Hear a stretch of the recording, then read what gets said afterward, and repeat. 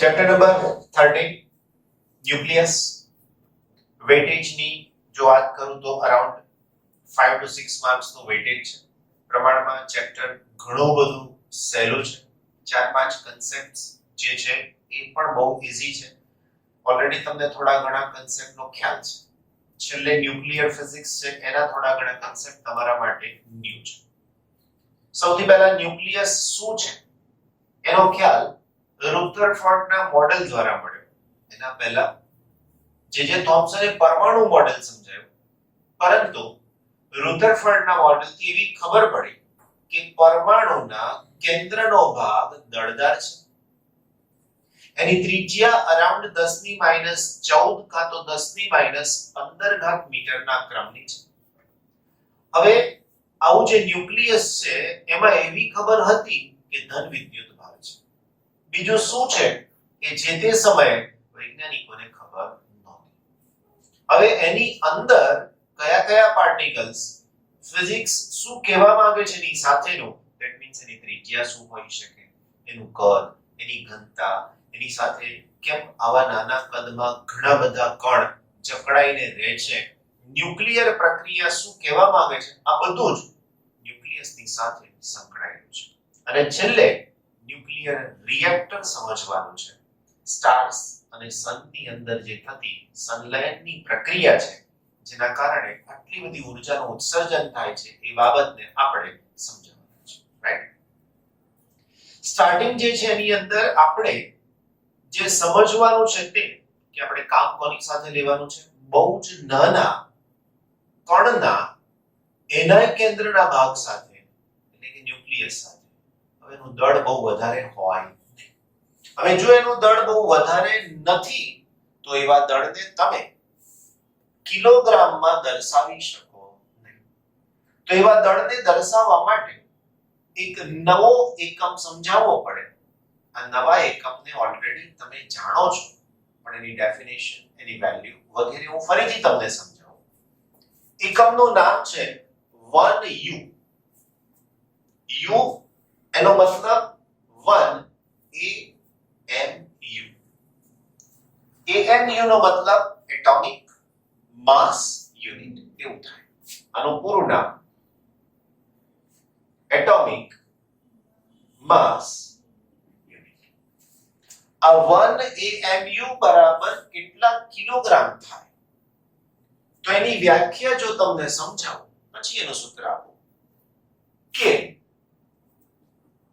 Carbon 12 એટલે 6C12 પરમાણુના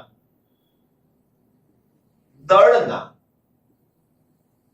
12મા ભાગને 1U કહે છે. આની વ્યાખ્યા થઈ ગઈ. હવે મારે શોધવું કેવી રીતે? તો સૌથી પહેલા મારી પાસે કાર્બન 12 પરમાણુનું દળ શોધવું પડે. હવે મારી પાસે ડાયરેક્ટ દળ તો નથી, એટલે મને એવી ખબર છે કે કોઈ પણ તત્વ માટે આ કિંમત લો, જેને પરમાણુ દળાંક કીધું છે, આ કિંમત લો તો એ મને એ જે તે પરમાણુ માટે એવો કેટલો અંક જેટલા અણુઓની સંખ્યાનો દળ આપે. પરમાણુ હોય તો પરમાણુનું દળ આપે. ધેટ મીન્સ હું આવું લખી શકું 6.02 into 1023 કાર્બનના પરમાણુનું દળ બરાબર 12 ગ્રામ પણ લખી શકું. જો મને ગ્રામ ન લખવું હોય તો હું અહીંયા લખી શકું 10⁻³ કિલો. મારે કેટલા પરમાણુનું દળ લેવાનું છે તો કીધું છે પરમાણુનું દળ, એનો મતલબ 1. તો માટે 1 કાર્બનના પરમાણુનું દળ કેટલું થાય? હવે એનો જવાબ જો હું કાઢી દઉં તો આની સાથે ગુણાકાર અને અહીંયા ભાગાકાર. તો 12 10⁻³ divided by 6.02 10⁻23. આનો ભાગાકાર હમણાં કરવો નથી. હવે વ્યાખ્યામાં આગળ જઈએ. પરમાણુના દળનો કેટલામો ભાગ? 12મો ભાગ. તો હવે હું 1U નું સૂત્ર લખું તો 1U અંશમાં લખી શકાય મારાથી કાર્બન 12 ના એક પરમાણુનું દળ ના છેદમાં હવે આ કિંમત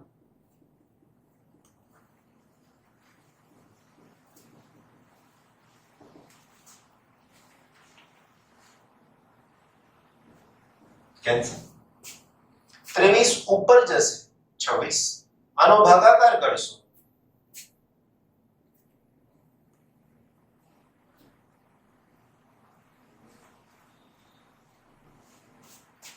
સંખ્યા 1 છે અને અહીંયા 6 છે obviously point હોય sorry 26 તો 1u is equal to 1.66 10 to the power minus 27 kg આ ચેપ્ટર માટે ઘણો અગત્યનો અચળાંક થઈ ગયો ખ્યાલ તો આ પ્રમાણે બહુ જ નાના દળ સાથે કામ લેવાનું હશે તો આપણે આ એકમમાં વાત કરીશું એના પછી તમે બહુ સારી રીતે કેમિસ્ટ્રીમાં જાણો છો કે કોઈ પણ તત્વને દર્શાવીએ તો એની સંજ્ઞા XZA લખાય તત્વની સંજ્ઞા XZA લખાય આમાં X એ શું છે તો X એ તત્વની સંજ્ઞા છે Z શું છે તો Z એ પરમાણુ ક્રમાંક છે અને એ શું છે તો એ પરમાણુ દળાંક અથવા તો ભારાંક છે પરમાણુ દળાંક અથવા કેમિસ્ટ્રીની ભાષામાં કહો તો પરમાણુ ભારાંક અથવા તો દળાંક છે સમજાઈ ગયું એકાદ એક્ઝામ્પલ આપું તમને 1H1 હાઇડ્રોજન કહેવાય અથવા આને આપણે પ્રોટોન કહીશું એમાં એક અહીંયા છે એટલે પરમાણુ ક્રમાંક 1 છે એક અહીંયા છે એટલે દળાંક પણ 1 જ છે બીજું અહીંયા કહું 1H2 ડ્યુટેરિયમ કીધું ક્રમાંક 1 છે દળાંક 2 છે 1H3 ક્રમાંક 1 છે દળાંક 3 છે 7 નાઇટ્રોજન 14 ક્રમાંક 7 દળાંક 14 92 યુરેનિયમ 238 ક્રમાંક 92 દળાંક 238 ઓલમોસ્ટ બધા જ ઓલમોસ્ટ બોલું છું બધા જ એવું નથી કીધું ઓલમોસ્ટ બધા જ તત્વ માટે આ ઉપરની સંખ્યા એ આના પૂર્ણ ગુણાંકમાં છે 2 3 14 238 એકાદ બે તત્વો એવા છે જે તમે જાણો છો કે અહીંયાની સંખ્યા એ અપૂર્ણાંક છે જેમ કે 17 ક્લોરીન આવું કે એનો મતલબ કે એના ન્યુક્લિયસમાં કોઈ કણ અડધો છે એવું તો એનું રીઝન તમને અહીંયા સમજાશે કેમિસ્ટ્રીમાં બહુ બધી વખત આ પદ તમે ગણતરીઓમાં લઈ લીધું પણ ક્યારે પ્રશ્ન ના થયો કે આ બધા અને આ કેમ અલગ તો એનું રીઝન સમજાવો તમને કે કુદરતમાં ક્લોરીનના બે પ્રકારના દળાંકવાળા ક્લોરીન મળે છે બે દળાંકવાળા તો ક્લોરીન બે રીતે છે આપણી પાસે એક છે 34.98 અને બીજું છે 36.98 આનું ટકાવાર પ્રમાણ અલગ અલગ છે આ બંનેનું ટકાવાર પ્રમાણ અલગ અલગ છે આનું ટકાવાર પ્રમાણ છે 24.6% આનું ટકાવાર પ્રમાણ છે 75.4% અરાઉન્ડ ટોટલ 100 થવું જોઈએ રાઈટ હવે આ પ્રમાણ છે હવે આનું દળ ભારિત સરેરાશ લેવામાં આવે દળ ભારિત સરેરાશ દળ ભારિત સરેરાશ એ શું આપશે તો કે પરમાણુ દળાંક આપશે તો એનું સૂત્ર શું થાય લખો પરમાણુ દળાંક બરાબર છેદમાં 100. કેમ મેં છેદમાં પહેલેથી 100 મૂકી દીધા? તો તમને ખબર છે કે ટકા લાવવા હોય તો 100 વડે ગુણવા પડે, ટકા કાઢી નાખવા હોય તો 100 વડે ભાગવા પડે. આ ટકા છે, મારે એને રિમૂવ કરવા છે, એટલે મેં એને 100 વડે ભાગી નાખ્યા. આ બ્રેકેટ એ એનું પ્રમાણ બતાવશે દળનું. બીજો બ્રેકેટ એનું ટકામાં પ્રમાણ બતાવશે. ત્રીજો બ્રેકેટ બીજું પ્રમાણ બતાવશે.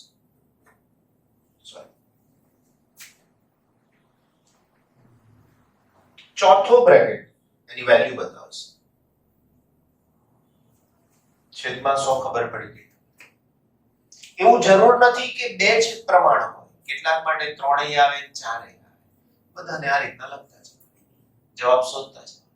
2 માર્ક્સમાં પૂછાય એવો દાખલો, રાઈટ? બધું આપેલું હોય આની અંદર અને ખબર પડી છે. તો હવે ક્લોરીનનો દળાંક અપૂર્ણાંક હોવાનું કારણ એમાં પ્રોટોન ન્યુટ્રોનની સંખ્યા અડધી છે, કોઈ એકની, એવું નથી. જરા પણ માનવાને શંકાને સ્થાન નથી કે આવું કંઈક હશે. એનું કારણ શું છે? તો કે કુદરતમાં જે ક્લોરીન મળે છે એના દળાંક આવા કંઈક છે ને એના પ્રમાણ આવું છે, માટે એનો જવાબ આ રીતના પોસિબલ છે. આગળની વાત કરીએ. શરૂઆતમાં વૈજ્ઞાનિકોને એવી જ ખબર હતી કે ન્યુક્લિયસની અંદર પ્રોટોન જ છે, જે ધન વિદ્યુત ભાર ધરાવે છે. એની આસપાસ ઇલેક્ટ્રોન ભ્રમણ જ કરે છે, બસ બીજું કશું જ ખબર નહોતી. જેમ જેમ બધા પ્રયોગો આગળ વધતા ગયા તેમ તેમ કંઈક નવી માહિતીઓ મળતી ગઈ. ચેડવિક વૈજ્ઞાનિકનું નામ, એ પણ આ આલ્ફા પાર્ટિકલને લગતો પ્રયોગ કંઈક કરી રહ્યા હતા, પણ અલગ રીતે. રુથરફોર્ડ ને બધાએ શેની પર આપાત કર્યો હતો? કે સોનાના વર્ગ. એમણે એવું વિચાર્યું કે હું કંઈક નાના કણ પર આપાત કરું તો શું થાય? કે બેરિલિયમ છે, બોરોન છે, આવા નાના કણ પર આપાત કર્યો. કોને? Alpha particle. આલ્ફા એટલે અહીંથી આવ્યો કોણ? આલ્ફા. અહીંયા છે કોણ ટાર્ગેટ તરીકે? તો કે બેરિલિયમ. હવે જ્યારે આવો આલ્ફા કણાને અથડાય પ્રચંડ ઉર્જાવાળો 5.5 ને 7.7 એવો, તો એમણે થોડુંક અચરજ પમાડે એવું પરિણામ મળ્યું. એમણે એવું ઓબ્ઝર્વ કર્યું કે જ્યારે આવું કોઈ તત્વ છે એની પર આલ્ફા કણ અથડાયું તો આમાંથી એક નવો અજ્ઞાત કણ મળ્યો. આ અજ્ઞાત કણ માટે પહેલી વાત એ હતી કે એ અજ્ઞાત કણની પાસે એક તો દળ હતું અને બીજું અગત્યનું, એની પાસે વિદ્યુત ભાર નહોતો. હવે કેટલા બધા વર્ષોથી આ બધા માનતા હતા કે ભાઈ કેન્દ્રમાં ધન વિદ્યુત ભાર જ છે, તો કોઈને એવો પ્રશ્ન થાય જ નહીં કે આમાંથી નીકળનાર કણ એ દળવાળું હોય પણ વિદ્યુત ભાર વાળું હોવું જ જોઈએ. વિદ્યુત ભાર વગરનું શક્ય નથી. ઘણા બધા સંશોધન, ઘણી બધી વાતો, ચર્ચાઓ, ડિસ્કશન થાય છે इसની વચ્ચે. અને અંતે ચેડવિકે દર્શાવ્યું કે આવા તત્વના ન્યુક્લિયસની અંદર એક વિદ્યુત ભાર વિહીન કણ પણ મોજૂદ છે, અને તે વખતે એમણે એને નામ આપ્યું ન્યુટ્રોન. આવા કણને નામ આપવામાં આવ્યું ન્યુટ્રોન. ન્યુટ્રોન એ માત્ર દળ ધરાવતું કણ છે, એની પાસે વિદ્યુત ભાર નથી. હવે ફાયદો શું થયો?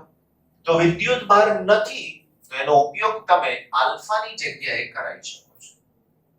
કેમ?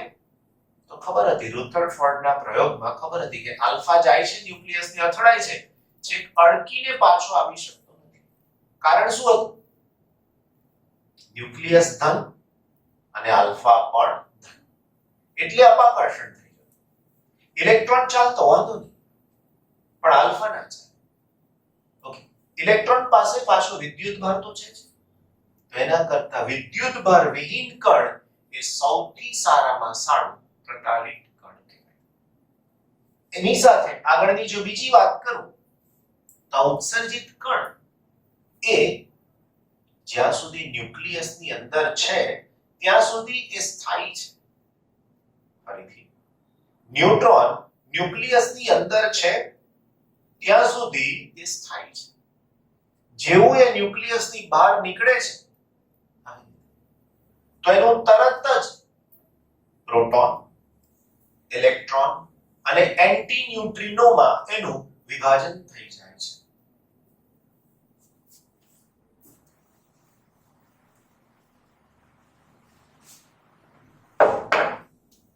ન્યુટ્રોન છે 0 n 1.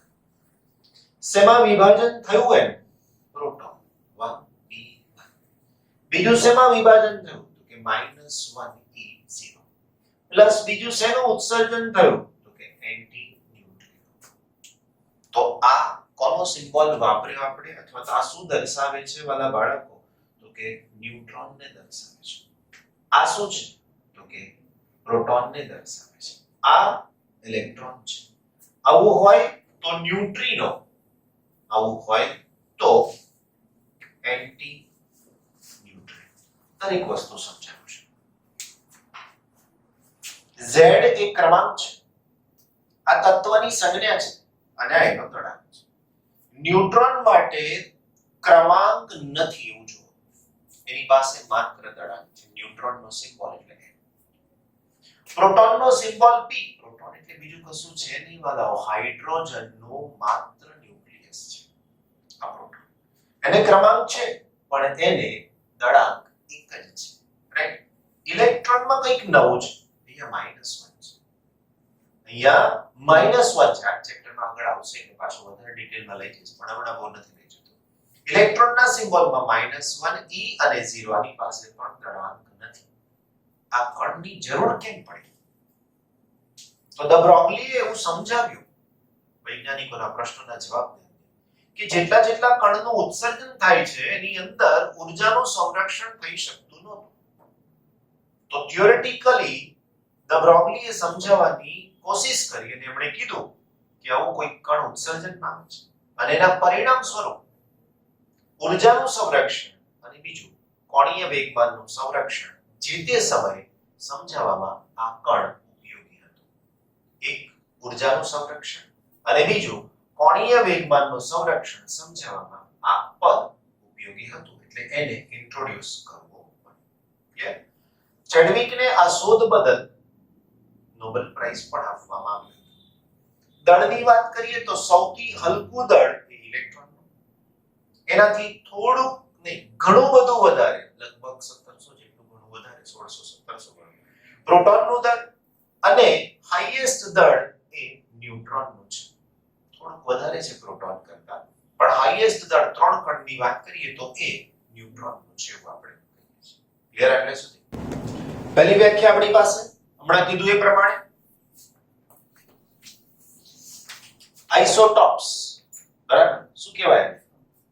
સમસ્થાનિકો. સમસ્થાનિકો, જેને ઇંગ્લિશમાં કીધું આઇસોટોપ્સ. વ્યાખ્યામાં શું કહીશું? તો જે પરમાણુઓ માટે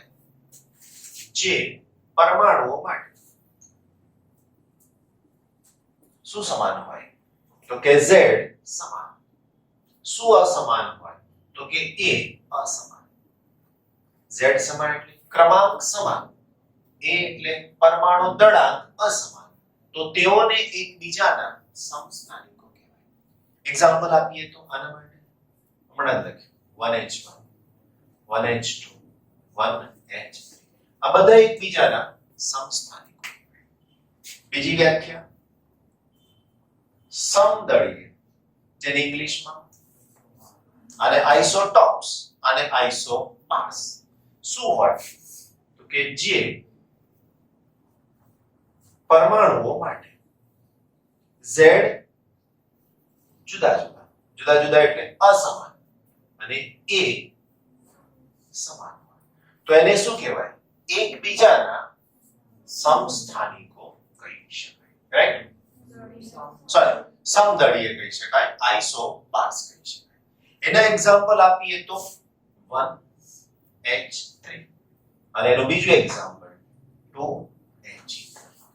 ક્રમાંક જુદો છે, દળાંક સરખો છે. ત્રીજી વ્યાખ્યા આઇસોટોપ. એમાં જે પરમાણુઓ માટે Z અને A જુદા જુદા તો સમાન શું હોય? તો કે એના માટે ન્યુટ્રોનની સંખ્યા સમાન હોય તો એને એકબીજાના આઇસોટોપ કહી શકાય.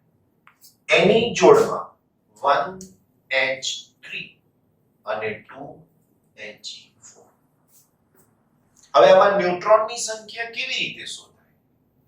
તો ન્યુટ્રોનની સંખ્યા બરાબર દળાંક ઓછા ક્રમાંક. 3 ઓછા 1 4 ઓછા 2 મતલબ ન્યુટ્રોન સમાન થઈ ગયા એટલે એને શું કહેવાય? આઇસોટોપ્સ. કેટલીક વાર બીજી એક વ્યાખ્યા આપવામાં આવે છે જેને આઇસોમર્સ આવું કહીએ છીએ. આઇસોમર્સ.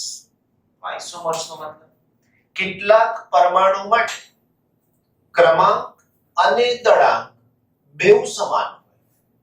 કેટલાક તત્વો માટે પરમાણુ ક્રમાંક અને પરમાણુ દળાંક બેઉ સમાન હોય.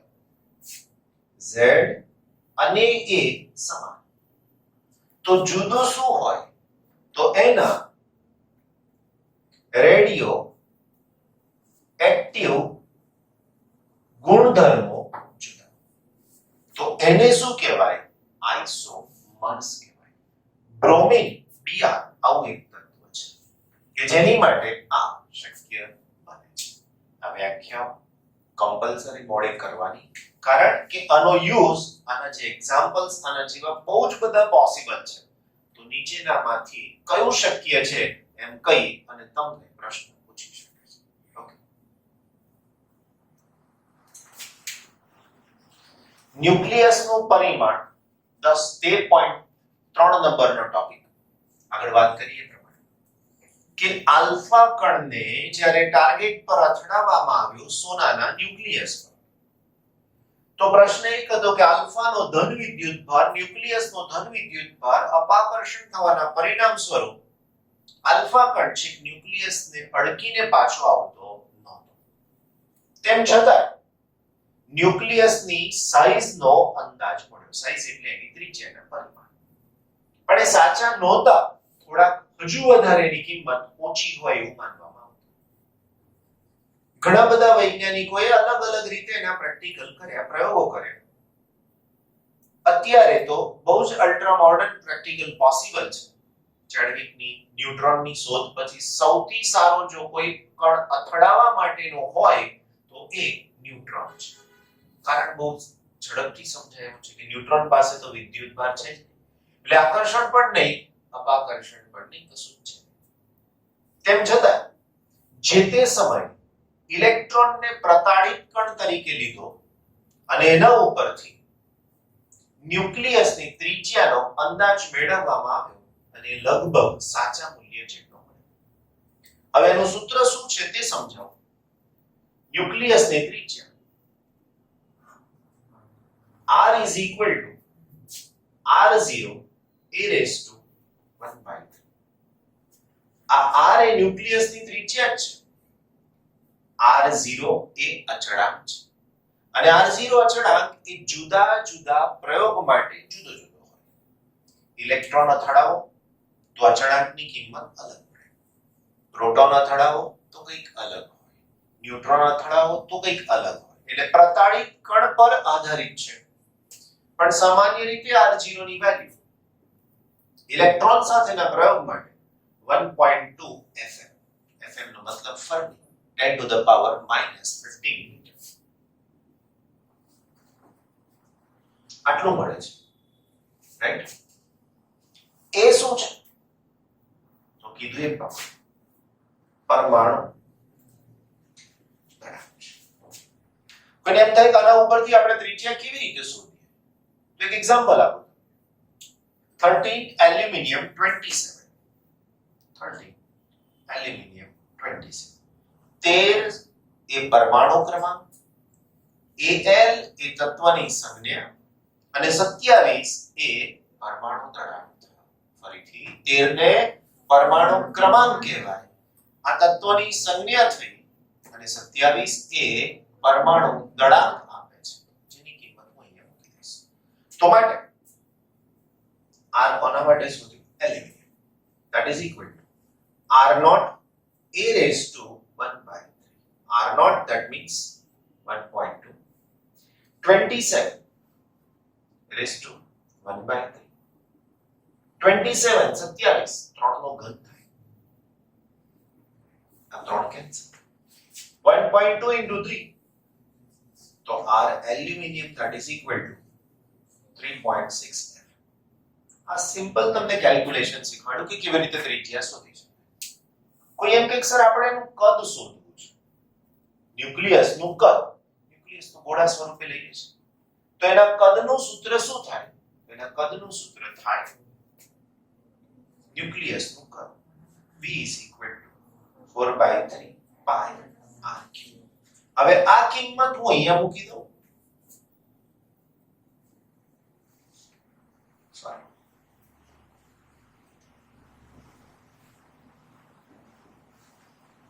r નો ક્યુબ છે, આ r નો ક્યુબ છે, રાઈટ? સોરી, v જોઈએ છે એટલે મારે ખાલી અહીંયા કિંમત મૂકવાની છે. તો આ કિંમતમાં 4/3 પાઈ રહેશે અને r0 આગળ લખાઈ દે. અહીંયા આગળ ના લખવા હોય તો આપણે અહીંયા જ લખી દઈએ. અને સાથે a રેઝ ટુ શું કરવાનું? 1/3. a raise to 1/3. r નો ઘન એટલે આનો પણ ઘન અને આનો. આ ઘનની સાથે આ કેન્સલ થઈ જશે. એનો મતલબ કે v is equal to 4/3 pi r0 cube અને e. અચ્છા, ક્લિયર? એટલે સુધી કોઈ એમ કે સર હવે કદ શોધ્યું તો ઘનતા શોધી જ નાખીએ ને.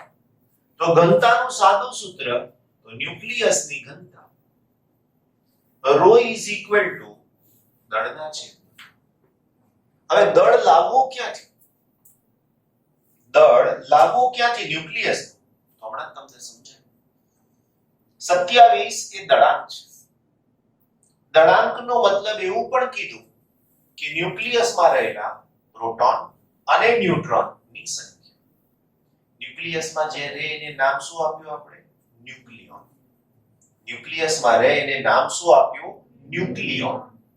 તો આ 27 એ ન્યુક્લિયોન છે. જો મને એક ન્યુક્લિયોનનું દળ મળે તો એના ગુણાકારમાં હું 27 કરું તો મને આના ન્યુક્લિયસનું દળ મળી જાય. ફરીથી એકવાર, આ 27 શું છે? પરમાણુ દળાંક. એ શું દર્શાવે? તો કે ન્યુક્લિયસમાંના પ્રોટોન અને ન્યુટ્રોનની સંખ્યા. બીજી વાત, પ્રોટોન અને ન્યુટ્રોન ન્યુક્લિયસમાં રહે એટલે એનું કમ્બાઇન્ડ નામ ન્યુક્લિયોન. એક ન્યુક્લિયોનનું દળ મળી જાય તો એને હું 27 વડે ગુણું તો મને શું મળી જાય? તો કે આના ન્યુક્લિયસનું દળ. ક્લિયર? v કદ, તો ઓલરેડી આપણે દળાંક મૂકો એટલે તરત જ તમને કદ મળે. તો આના ઉપરથી શોધી શકાશે એની ઘનતા. એની ઘનતા શોધતા તે around 2.3 into 10 raised to 17 kg per meter cube મળે છે. આ કોની ઘનતા થઈ? ન્યુક્લિયસ. જોઈને એમ લાગે ઠીક છે, આપણને શું ફરક પડે? આમ તો કોઈ ફરક ના પડે, પણ એનું ઇન્ટરપ્રિટેશન કરો તો ખબર પડે. ρ w પાણીની ઘનતા 10³ કિલોગ્રામ પ્રતિ મીટર ક્યુબ છે. હવે તમને સમજાય કે મહત્વ શું છે. હું એક ટેન્ક બનાવું કે જે સમઘન હોય.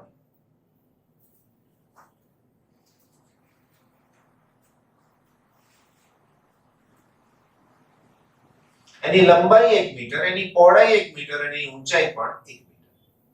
1 મીટર લંબાઈ, 1 મીટર પહોળાઈ અને 1 મીટર ઊંચાઈ. આને હું નેક ટુ નેક ફિલ અપ કરી દઉં પાણીથી તો એમાં 1000 કિલોગ્રામ પાણી સમાય. એનાથી વધારે ના સમાય. કેમ? તો કે એની ઘનતા કેટલી છે? છેદ કેટલો લઈ લીધો? 1. તો આ 1000 કિલો પાણી સમાય. વિચારવાની બાબત હવે આવે છે કે જો આની અંદર હું ખાલી ન્યુક્લિયસ ભરી દઉં, આની અંદર માત્ર ન્યુક્લિયસ ભરી દઉં તો એનું દળ કેટલું થાય? તો કે 10 ની 17.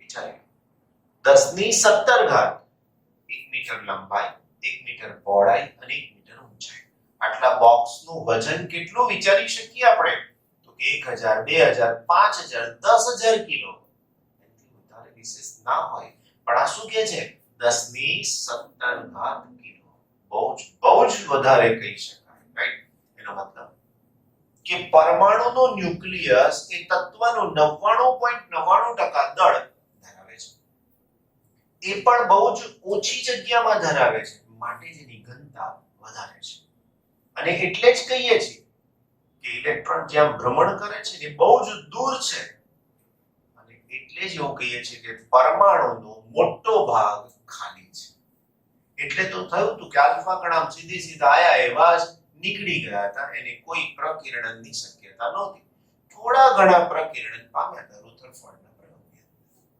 સમજાય ગયું